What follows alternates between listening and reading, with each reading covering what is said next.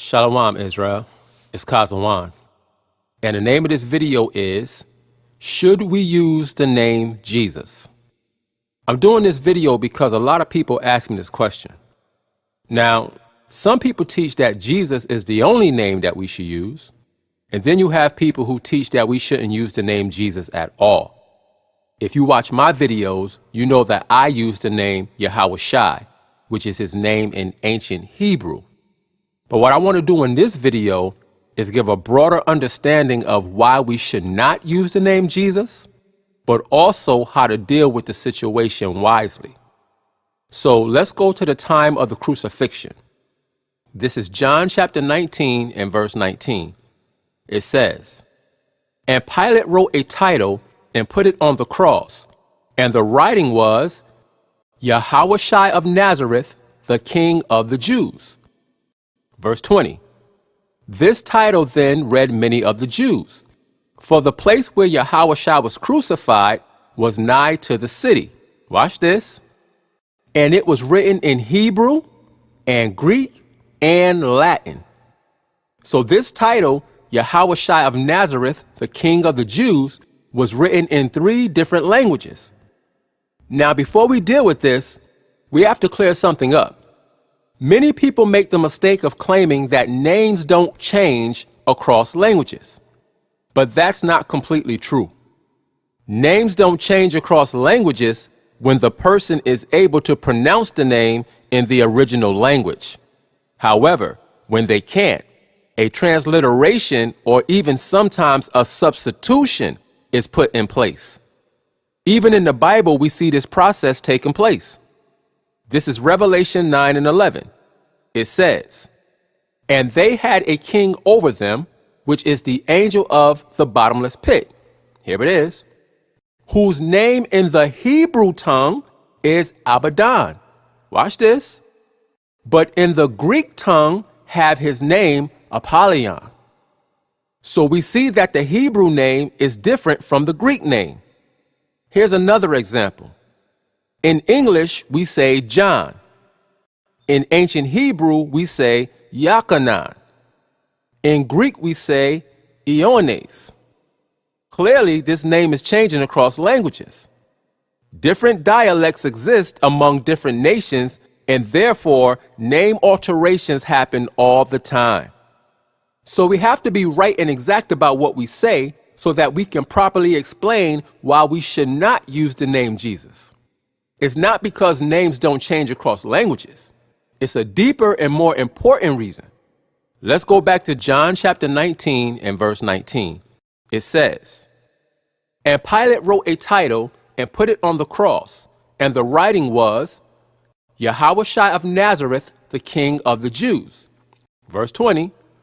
"This title then read many of the Jews, for the place where Yahweh was crucified was nigh to the city." Here it is. "And it was written in Hebrew and Greek and Latin."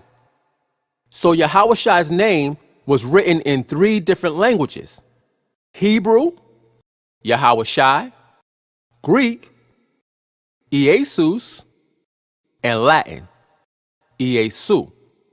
Now, why did Pilate write the title with his name in 3 different languages? Because there were Israelites who spoke those languages. Some of them didn't read or speak Hebrew at all during this time. This is Acts 6 and 1. It says, "And in those days, when the number of the disciples was multiplied, there arose a murmuring of the Grecians against the Hebrews, because their widows were neglected in the daily ministration." Now, when we look at this verse, we see interaction between the Grecians and the Hebrews. And at first glance, it appears that the Grecians and the Hebrews are 2 different people. However, they're actually both Israelites. The only difference is the language that they spoke. Let's look up the word Grecian in this verse. Here it is. It's G1675, and it's the Greek word Hellenistes. And when you go down to the outline of biblical usage, it says a Hellenist, one who imitates the manners and customs of the worship of the Greeks. and used the Greek tongue. Watch this. It says, used in the New Testament of Jews born in foreign lands and speaking Greek. See that? And when you look here at the definition, it says a Hellenist or Greek-speaking Jew, Grecian. So now we understand that the Grecians in the Bible are actually Jews who spoke the Greek language. Let's go back to Acts chapter 6 and pick it up at verse 5. It says, and the saying pleased the whole multitude. Watch this. And they chose Stephen, a man full of faith and of the Holy Ghost, and Philip. Stop. So they chose Stephen and Philip. Now, who is this man Stephen? This is the same Stephen who gets stoned to death in the next chapter.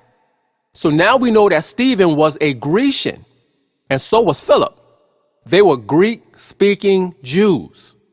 Now we're going to see Philip later, but for now, let's focus on Stephen. He was a Greek-speaking Jew. This is Acts chapter 7 and verse 59. It says, and they stoned Stephen, calling upon the Most High and saying, watch this, Lord Yahushua, receive my spirit. Now, we know that Stephen was a Greek-speaking Jew. So let's look at this verse in the Greek to see what Stephen actually said. Here it is. In the English, it says, Lord Jesus, receive my spirit. But in the Greek, which is the highlighted section, it says, Kyrie Iesus dexai ta pneuma mu. You see? Kyrie Iesu is Lord Jesus. So Stephen used the name Iesu.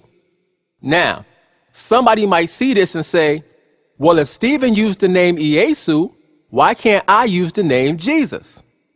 Now, that's a logical question, but let's think about why it's not the same thing. What we have to consider is that we live in a different time period. Now, why is that significant? Let's go to 2 Corinthians 11 and 4. It says, for if he that cometh preacheth another Yahushua, whom we have not preached, or if ye receive another spirit, which ye have not received, or another gospel, which ye have not accepted, ye might well bear with him. See, this is what the real issue is. Like Paul said, if someone comes preaching another version of Yahushua, different from the one in the Bible, people will believe it. And that's exactly what happened. When the Greek-speaking Israelites said the name Iesus, they was actually talking about the biblical Son of the Most High, not modern-day Jesus, because modern-day Jesus is nothing like the person who the Bible describes. But modern-day Jesus is the person who people believe in today, and that's the problem. The Greek-speaking Jews in biblical times knew who Yahushua was. They knew he was a Hebrew from the tribe of Judah. They knew how he looked. They didn't have a false image in their mind and a false doctrine connected to that image. So when they said Iesus, they was actually talking about Yahushua. But when people say Jesus today, it's a whole different person. That's the problem. Those of us who have the truth, we know that modern day Jesus is not the same person as Yahushua from the Bible. So therefore, we have to disconnect our people's minds from Jesus, because many of them don't know that there's a difference. They have this false image of Cesare Borgia burned into their mind, and they don't know that this is a trick to make them believe in a false Messiah. This is 1 Maccabees 3 and 48 in the Apocrypha. It says, and laid open the book of the law. The nations opened up our book. It says, wherein the heathen had sought to paint the likeness of their images. You see? So the modern day Jesus image is a trick to deceive our people into believing in a false Messiah. When you see this picture, the name that comes into your mind is Jesus. But this is not how the Messiah or the Mashiach looked. So this picture is a form of psychological warfare. It's mind manipulation. It's a deceitful trick of Satan to mislead you into idolatry and false doctrine. This is 2 Corinthians chapter 2 and verse 11. It says, lest Satan should get an advantage of us, watch this, for we are not ignorant of his devices. Some of us are not deceived. We know that the Jesus image is false and that there is a certain thought process that goes along with that image and that name. That's why we have to reestablish the true name of Yahawashi, because the name Yahawashi has a whole different vibration connected to it. When we say Yahawashi, we think of an Israelite. We don't think of a Greek. When we say Yahawashi, we think of a man who promoted the laws, statutes, and commandments of the Most High. Not a man who taught that the law was over. Jesus and Yahawashi are two different people. So that's why using the name Jesus in these times is not the same thing as using the name Jesus during Stephen's time. The image of Yahawashi was not corrupt back then, so it was clear who Stephen was talking about. However, that is not the case today. The Jesus that the world knows today is not the same as the man in the Bible. Now, let's go to Acts chapter 11 and verse 19. This verse picks up after Stephen was stoned. It says, now they which were scattered abroad upon the persecution that arose about Stephen traveled as far as Phoenice and Cyprus and Antioch, preaching the word to none but unto the Jews only. So when the disciples went through these places, they initially only preached to the Jews who spoke Hebrew. But watch this, verse 20. And some of them were men of Cyprus and Cyrene, which when they were come to Antioch, here it is, spake unto the Grecians, preaching the Lord Yahawashi. So when the disciples came to Antioch, they began to teach the Grecians, which we know are Greek-speaking Jews. These Jews didn't know the Hebrew language. They only spoke Greek. So if something had to be broken down to them, you had to show it to them in Greek. Now the disciples were able to speak Greek, which allowed them to bring the Hellenized Jews into the truth. Now, just because the apostles used the Greek language to explain things to the Greek-speaking Jews, that doesn't mean that they never used Yahawashi's Hebrew name. Let's go to Acts 21 and 40. This is Paul speaking in front of an Israelite council. It says, and when he had given him license, Paul stood on the stairs and beckoned with his hand unto the people. And when there was made a great silence, watch this, he spake unto them in the Hebrew tongue, saying, so when Paul got in front of the council, he didn't speak Greek or Latin. He spoke Hebrew. So everything that we're about to read was spoken in Hebrew by Paul. Let's see what he said. This is Acts 22 and verse 1. It says, men, brethren, and fathers, hear ye my defense, which I make now unto you. Verse 2. And when they heard that he spake in the Hebrew tongue to them, they kept the more silence. And he saith, again, everything we're about to read was said in Hebrew. Let's jump down to verse 6. This is still Paul talking. It says, and it came to pass that as I made my journey and was come nigh unto Damascus about noon, suddenly there shone from heaven a great light round about me. Verse 7. And I fell unto the ground and heard a voice saying unto me, Saul, Saul, why persecutest thou me? Verse 8. And I answered, who art thou, Lord? And he said unto me, watch this, I am Yahawashi of Nazareth, whom thou persecutest. Now, in the English it says, I am Jesus. Luke wrote this in Greek, which says, Ego eimi Jesus. But we know that Paul is telling this story in Hebrew. So he actually said, Anakya Yahawashi. I am Yahawashi. So this shows that Paul was using Yahawashi's real name around people who understood Hebrew. It's no different than what a lot of us do today. When we run into other Israelites who know the language, we say, Yahweh Ba'Hashem, Yahweh Shai Barakatah, which means Yahweh in the name of Yahweh Shai, bless you. Now we do that because we understand each other. Now, it's true that if you go up to the average person and say the name Yahweh Shai, they won't have a clue what you're talking about because they don't speak the language. However, that's not an excuse in these times not to use or teach Yahweh Shai's real name. Why? Because we all speak English. So there's no language barrier preventing us from explaining what his true name is. When you meet someone new, all you got to say is, listen, I'm saying the name Jesus to you because that's the name that you know, but his actual name in Hebrew is Yahweh Shai. It's that simple. So there's no excuse for us not to use his true Hebrew name when it literally takes less than 30 seconds to explain. Now, I know how people are, so let me clarify what I'm saying. I am not saying that you have to know the name Yahweh Shai in order to make it into the kingdom. But what I am saying is, why not teach his real name if you know it? Especially when you consider all the man-made false doctrines attached to the name Jesus.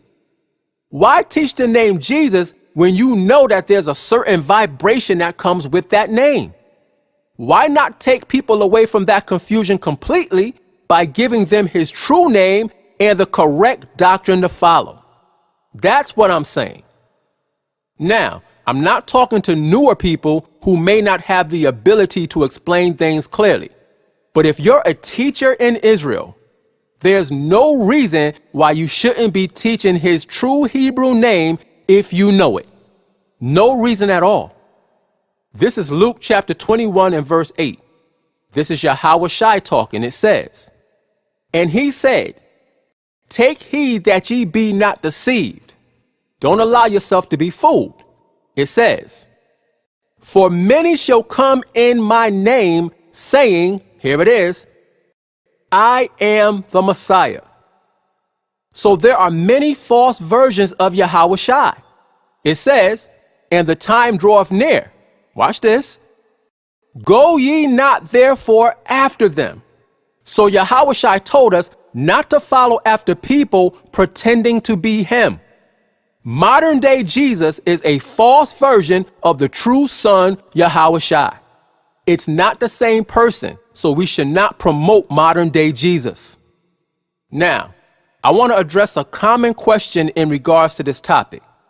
Somebody might ask, if Yahweh Shai's Hebrew name is so important, why didn't the New Testament authors just write Yahweh Shai's Hebrew name in their letters to the Greek-speaking Israelites? In other words, why not just put the Hebrew name in there so that when they came across it, they would see it? Well, let me show you why that wouldn't make sense. Look at this. This is a standard English sentence with a Hebrew name at the end. Now, if you don't know the Hebrew, this is what would happen when you try to read it. You would say, he had great favor with the Most High, and his name was... See the problem? You're stuck. You can read the English part, but when you get to the Hebrew name, you have no idea what it says or how to pronounce it. So it wouldn't make sense for me to write you a letter in English and put a Hebrew name in the letter. You won't know what it says. However, watch this. Let's read it now. It says, he had great favor with the Most High, and his name was Samuel. See that? Anybody who understands English can read this because it's completely written in English. So as you can see, even if the apostles would have put Yahweh Shai's Hebrew name in their letters, the Greek-speaking Israelites would not have known what it said or how to even pronounce it. They didn't read Hebrew. So the apostles wrote the name Jesus because that's the language the Greek-speaking Jews understood. And by the way, this Hebrew name is pronounced Shamwa'allah, which is the ancient Hebrew form of Samuel. Now notice that the pronunciation is not the same as Samuel, but it's still the same person. Again, when the Greek-speaking Israelites said Jesus, they were still talking about Yahawashi. They wasn't talking about an entirely different man with a whole different doctrine. That's the problem with using the name Jesus today. Modern day Jesus is a whole different person than the man in the Bible. I have to keep saying that because that is the issue. So we have to teach people about the real Son of the Most High. And we can't do that using the name Jesus, because that name already has a particular history attached to it that will not allow people to receive the true teachings of the Son of the Most High. When you try to tell people some of the things that Yahawashi actually taught, they say, not my Jesus don't teach that. And that is the problem. The Jesus that the world knows has a different doctrine from Yahawashi in the Bible. Every time people hear the name Jesus, they think of this guy, Cesare Borgia. They think about Sunday church and everything that comes along with that whole system. So that's why we have to erase that name and that image out of their minds and replace it with the true name Yahawashi, the Son of the Most High. This is Romans chapter 10 and verse 14. It says, how then shall they call on him in whom they have not believed? Our people that's outside the truth, they don't believe in Yahawashi. Why? It says, and how shall they believe in him of whom they have not heard? You see, they never heard of Yahawashi. All they know about is Jesus. Their grandmother and their mother taught them about Jesus, and that's all they know. It says, and how shall they hear without a preacher? You see, how will our people know about Yahawashi if we don't teach them? They won't.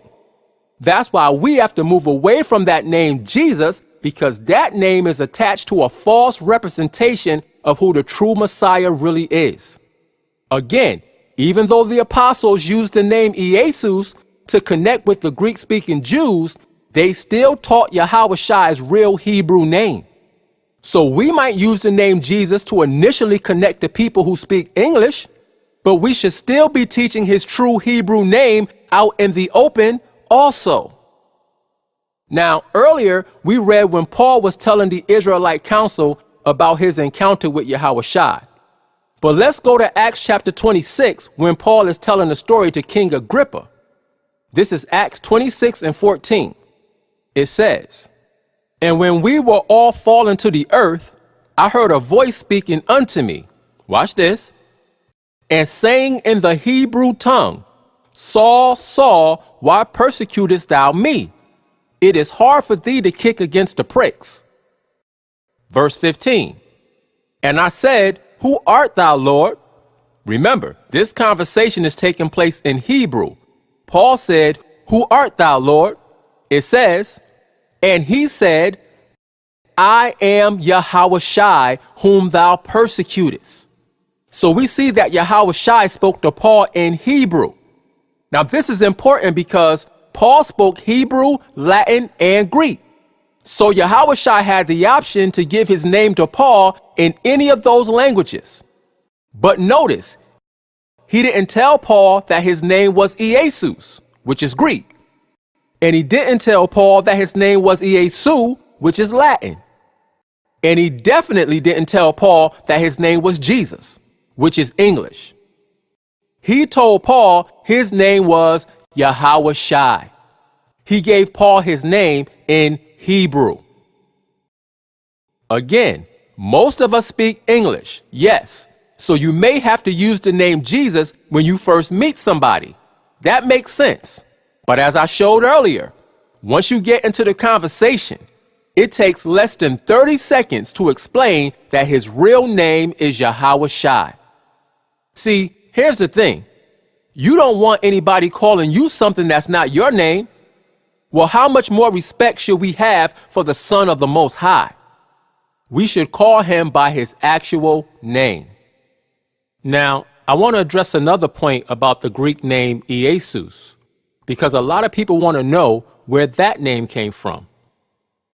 Jesus is a transliteration of the Hebrew name Yahawashi. So let me explain how the Hebrew name Yahawashi became the Greek name Jesus. The ancient Hebrew had no vowels, but as time went on, Israel was influenced by other languages and adopted a vowel system that changed some of the original sounds. During the Babylonian captivity, the name Yahawashi became pronounced as Yehoshua. Later, Yehoshua took on a shortened form, which is where you get the name Yeshua. We can see this name alteration in Nehemiah chapter 8 and verse 17. Let's read it. It says, "And all the congregation of them that were come again out of the captivity made booths, and sat under the booths." Watch this.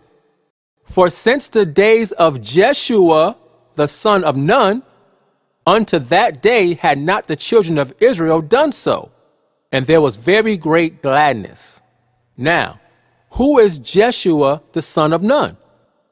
It's talking about Joshua, whose Hebrew name is Yahawashi.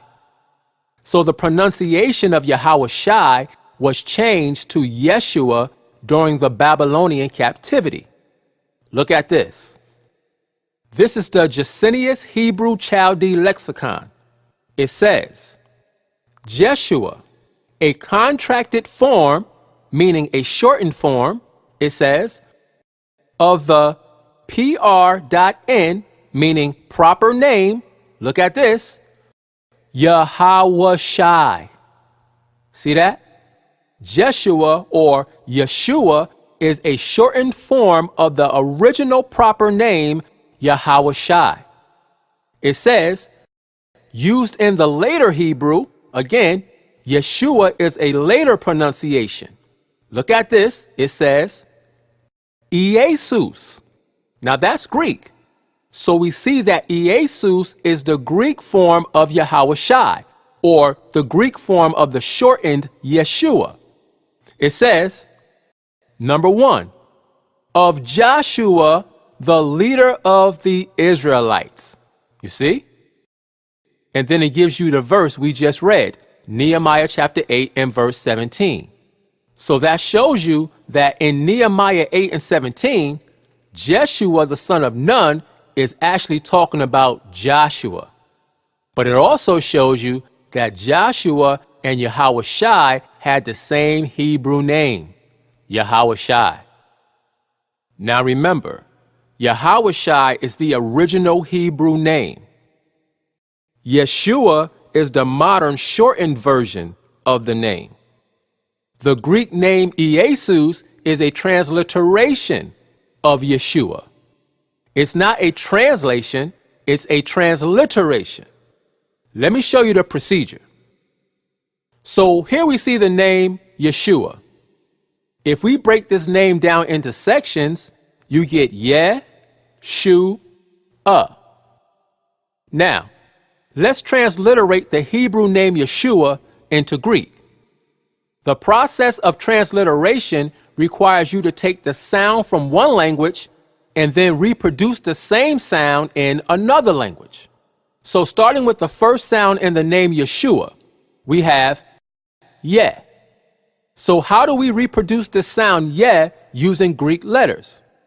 We can't, because there are no Greek letters that can reproduce the modern Hebrew sound Ye. So what do? We go with the closest sound that we have available. The closest we can get to the Hebrew Ye sound using Greek letters is Ie. We take the Greek letter iota and the Greek letter eta, and when you put them together, you get Ie. Again, Ie. So it kind of sounds like a Y sound. So if we look at the name, instead of Ye, now we have Ie. The next sound in the name Yeshua is sh, the SH sound.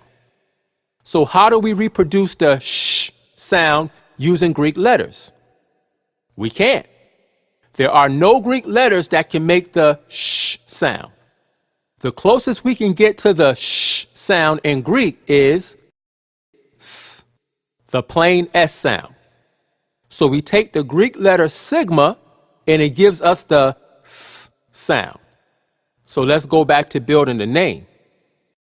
Instead of yesh, we have ies. Now the next sound in the name Yeshua is the U sound. How do we reproduce the U sound using Greek letters? We take the Greek letters omicron and upsilon, and when you put them together, you get the U sound. So instead of Yeshu, now you have Yesu. Now, this last letter in modern Hebrew, based on the vowel points, gives you the ah sound. However, because of the rules of Greek grammar in regards to male names, this last letter is dropped and a sigma or S sound is placed at the end to make the name masculine. So instead of Yeshua, you get Jesus. Jesus. That is the process of how you get the Greek name Jesus. It's not a trick. It's not a scheme. It's just a process of transliteration. Now, I want to address one last thing because I hear a lot of people saying that the Greek name Jesus means Hail Zeus. And that's just not true at all. The reason I'm addressing this is because people try to use that lie as an attack against Yahweh Shai being the true Messiah. Sometimes we hear things or we see something on a random website and we just run with the information without doing the proper research. You have to be careful because if you run into somebody who actually knows languages, you're going to end up looking foolish and unlearned if you bring that argument. There is no connection between the name Jesus and the name Zeus. As we read earlier in the Jacinius Hebrew Chaldee Lexicon, Jesus is just a Greek form of Yeshua. Not to mention, I showed you the transliteration process of how you get the name Jesus. So the whole Zeus argument has no weight to it. But just to go one step further, let's look up the word Zeus in the concordance. Here it is. So we see that it's G2203, and it's the Greek word Zeus. When you go down to the outline of biblical usage, it says Jupiter or Zeus. It says a father of helps, the national god of the Greeks, and corresponds to the Roman Jupiter. The definition under it says Zeus, of uncertain affinity. In the oblique cases, there is used instead of it a probably cognate name Dis, which is otherwise obsolete. Zeus or Dis, among the Latins, Jupiter or Jove, the supreme deity of the Greeks, Jupiter. So, as you can see, Zeus and Jesus is not the same person. The name Zeus is spelled Zeta, Epsilon, Upsilon, Sigma. But Jesus is spelled Iota, Eta, Sigma, Omicron, Upsilon, Sigma. These are two different names with no connection to each other. Now, other people try to say that Jesus is Zeus, and therefore Yahweh Shai is Zeus. Again, this is just ridiculous. Look at the last part of the definition of Zeus. It says, the supreme deity of the Greeks, Jupiter. In other words, Zeus and Jupiter is the same person. So watch this. This is Acts 14:11.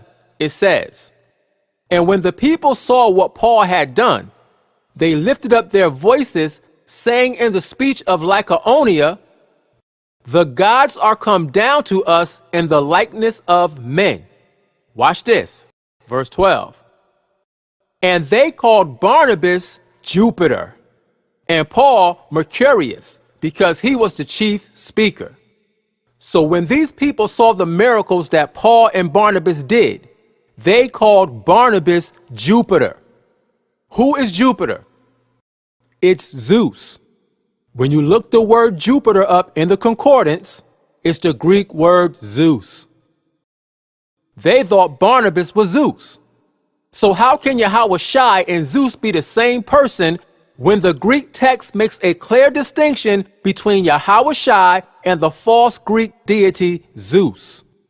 Nobody thought Barnabas was Yahawashi. They thought he was Zeus, which proves that they are not the same person. So when we deal with the name Jesus, we have to deal with the facts, not conjecture.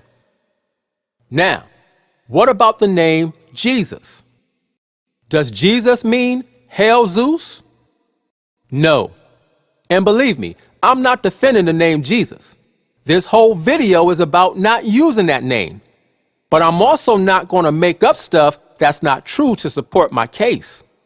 Jesus does not mean Hail Zeus, and it doesn't mean pig in Latin or any of the other things that people say. Just because a word sounds like another word, that doesn't mean that it has the same meaning. Again, if you study languages, you know that Jesus is just the English spelling of the Latin name Iesu. Now, Iesus is the Greek form of the name. As time passed, Iesus was brought over into the Latin as Iesus, spelled I-E-S-U-S. You can see this in the King James 1611 edition. This is a screenshot of Matthew 4:12 from the King James 1611 edition Bible. It says, "Now when Iesus had heard that Ian was cast into prison, he departed into Galilee." See that? It says Iesus and Ian, which later became Jesus and John. When the English letter I became the letter J, the name went from the Latin Iesus, I-E-S-U-S, to Jesus, J-E-S-U-S in English.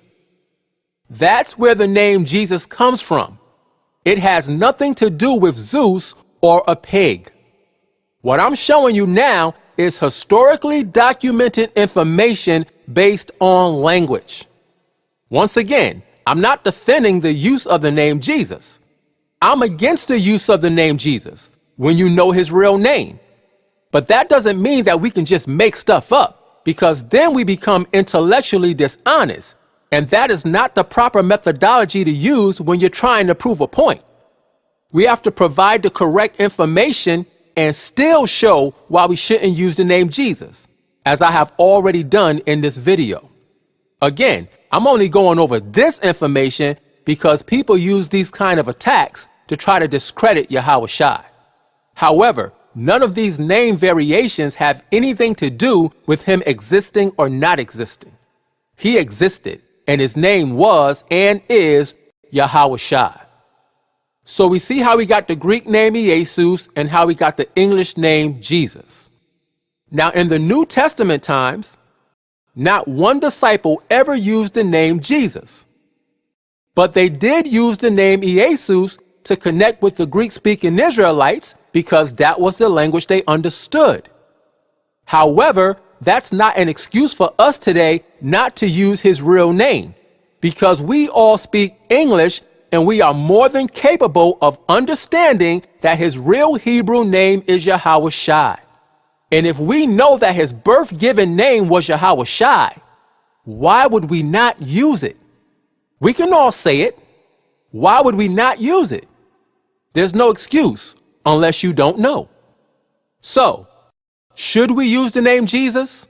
No, we should not use the name Jesus once we know better.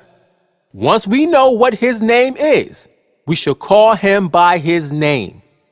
Now, before I end this video, please be advised, all general comments are accepted. If you disagree with something that I say, you have that right.